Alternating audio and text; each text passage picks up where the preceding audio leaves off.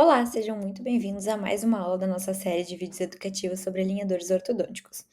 Eu sou Letícia Hirsch, especialista em mestrando em ortodontia pela São Leopoldo Mandic, e no vídeo de hoje você vai aprender de forma prática e objetiva a melhorar sua comunicação com o técnico da empresa de alinhadores.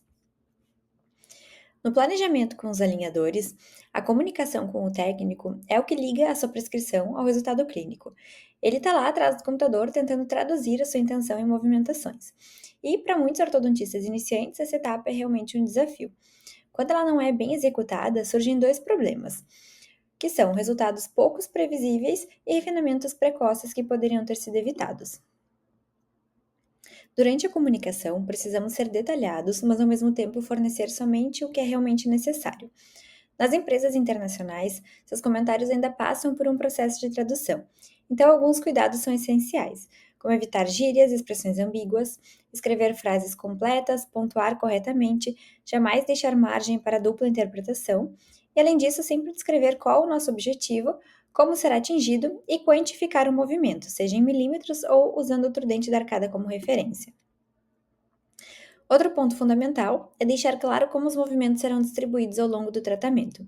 Então pergunte se todos os dentes vão se movimentar juntos, quanto que cada dente deve se movimentar por alinhador, qual será a ordem dessa movimentação e quanto mais detalhada for essa sequência, maior a previsibilidade. Alguns exemplos práticos de como transformar frases genéricas em orientações mais claras. Então, ao invés de escrever finalizar em classe 1 de caninos, mostre como isso deverá ser feito.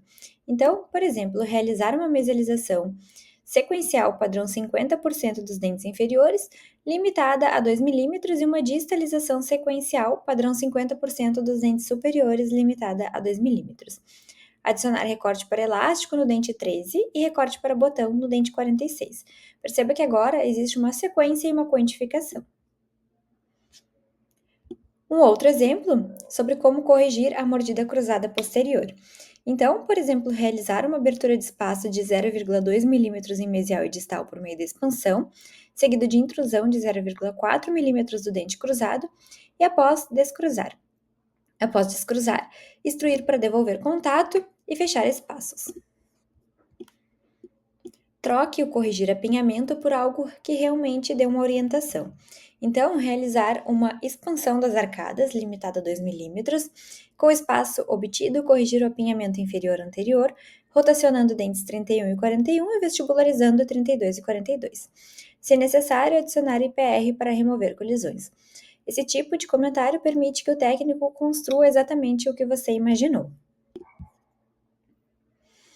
Além disso, deixe claro o que você aceita e o que não aceita. Por exemplo, não aceito vestibularização de incisivos inferiores e aceito IPR apenas de 13 a 23, limitada a 0,3 mm. Esse tipo de limite orienta o técnico e reduz ajustes posteriores. Outro ponto que é muito importante é entender as colisões interproximais. A grande diferença entre alinhadores e aparelho fixo é que os alinhadores empurram os dentes e os brackets puxam. Então, colisões interproximais aparecem quando há uma sobreposição virtual entre as coroas no setup digital. E quando há uma colisão, o movimento não consegue acontecer.